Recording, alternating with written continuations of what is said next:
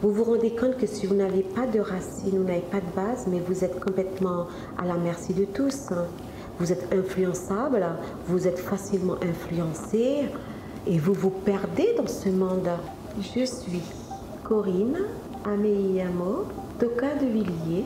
Je suis une femme autochtone de nation Kalinia, de Guyane et du Suriname. Les eaux humains en Europe, je parlerai plus de Paris puisque c'est ce qui me concerne, ça a existé plus de 50 ans. C'était l'ère du temps, début du 19e siècle.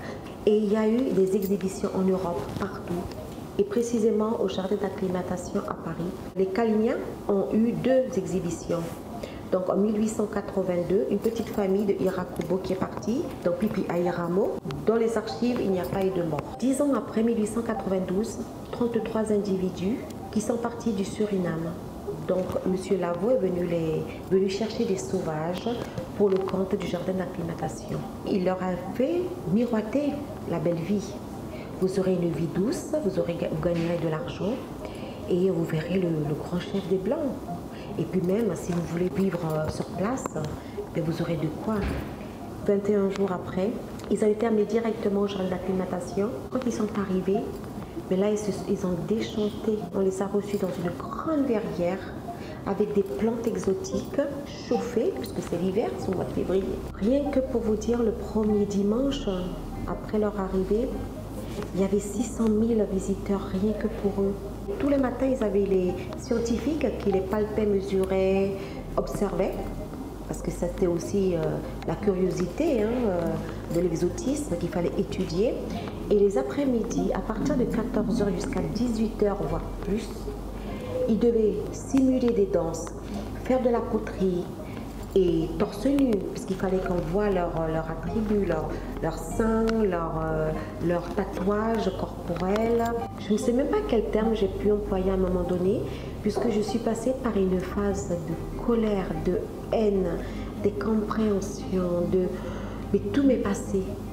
Quand j'ai découvert vraiment, décortiqué vraiment cette histoire-là, et je me suis dit, mais comment un humain a pu faire ça à un autre humain?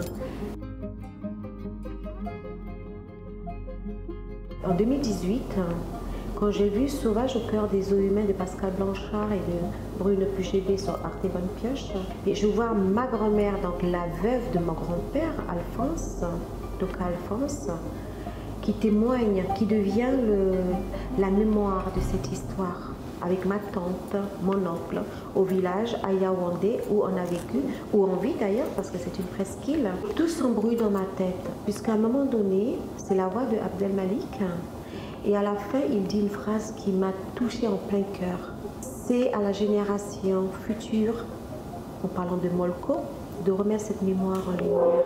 Ça me fait écho complètement. Et je suis sur mon canapé et le soir même, je fais un rêve. Et le lendemain, je me dis, il faut faire quelque chose pour Pipi Molko et sa caravane. Et je vais en Guyane et j'en parle avec ma grand-mère.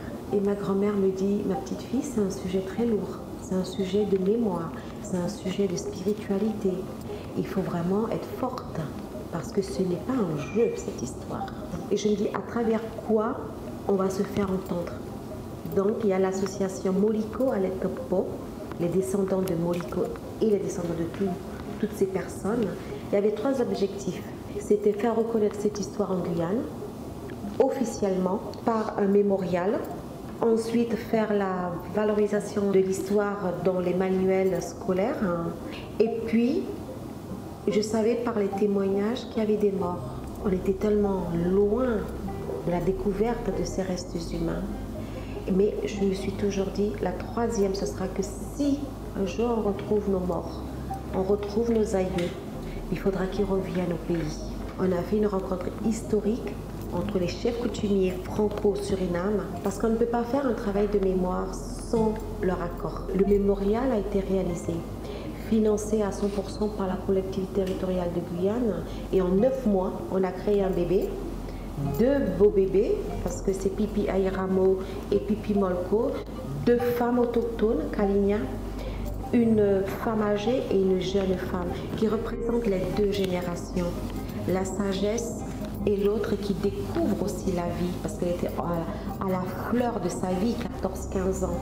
Donc il y a vraiment les deux générations qui se sont retrouvées dans ce mémorial. Et c'est une première, cette reconnaissance autochtone en Guyane à travers les eaux humains, Kalinia et Arawak. Et donc aujourd'hui on est à cette phase-là où nous poussons le gouvernement à mettre en place une loi ou deux lois pour trouver une solution pour que nos anciens reviennent chez eux. Et je n'ai jamais pensé une minute que ce travail-là m'aurait amené aujourd'hui à cette ouverture au niveau même national et voire international et voire au niveau gouvernement. Jamais j'ai pensé que j'aurais été côtoyer des ministères pour défendre mon histoire, notre histoire. Et derrière, que des femmes, les portraits des femmes. Pour moi, la femme autochtone n'a jamais été mise en valeur réellement et concrètement. Parce que dans notre culture, la femme, elle porte le monde. C'est la femme qui est la base. D'ailleurs, on dit, derrière un grand homme se cache une femme. Moi, je lui dis oui, oui.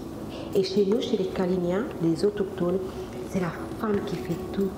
C'est la femme qui s'occupe des enfants. C'est la femme qui s'occupe des ménages, de la logistique. Et elle a une force incroyable. C'est la femme qui s'occupe de l'artisanat, des bijoux que je porte, de notre culture. C'est la femme qui va nous faire nos angsa.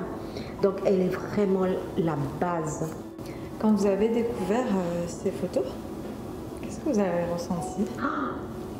Il y a quelque chose qui m'a beaucoup choquée, c'était qu'ils n'avaient pas de nom. Je me suis ressaisie, je me suis retenue, j'ai dit waouh, on a même enlevé leur identité. Et on avait juste un nom, c'était Bémolko, puisque Karine m'avait montré la gravure. Mais les autres n'avaient pas de nom. L'identité est tellement importante. Je m'appelle, je suis. Pourquoi ils n'ont pas de nom? Est-ce qu'on a fait exprès pour éviter que des gens comme moi, des descendants, fassent un jour un travail où les retrouvent facilement, pour mettre un petit peu le frein? Il y a plein de questions qui se sont passées dans ma tête. J'avais dit à Karine, il faudra qu'on fasse vraiment un travail d'identification là-dessus. Laisse-moi en Guyane, je ramasse le maximum de témoignages. Et c'est comme ça que sur les 33, on a identifié 27 individus. Quelle est l'importance des racines? De garder ces racines? C'est la base de tout. Vous vous rendez compte que si vous n'avez pas de racines, vous n'avez pas de base, mais vous êtes complètement à la merci de tous. Vous êtes influençable, vous êtes facilement influencé et vous vous perdez dans ce monde. Vous pouvez la mettre de côté pendant 1 an, 2 ans, 10 ans, et puis parce que vous voulez devenir quelqu'un d'autre. Mais à un moment donné, ce quelqu'un d'autre souffre dans une autre, moi c'est comme ça que je vois les choses, dans une nouvelle vie, une autre peau de personne. Et tôt ou tard, inconsciemment, on recherche ses racines pour se retrouver soi-même. Nos mémoires se doivent d'exister. N'ayez pas peur d'aller au front, mais par contre, n'allez pas avec de la colère, n'allez pas avec de la haine. N'allez pas accuser l'autre et surtout, ne vous sentez pas victime. Je ne me sens pas victime, je ne suis pas une victime. C'est avec toute la légitimité de votre histoire, de vos mémoires et de vos racines, quelles qu'elles soient. Faites réveiller tout ce passé parce qu'il est important aujourd'hui, mais déjà pour ceux qui ont subi, mais de leur redonner une existence et surtout une dignité d'homme, une dignité de femme, d'enfant. Et je crois que la dignité, elle dit tout.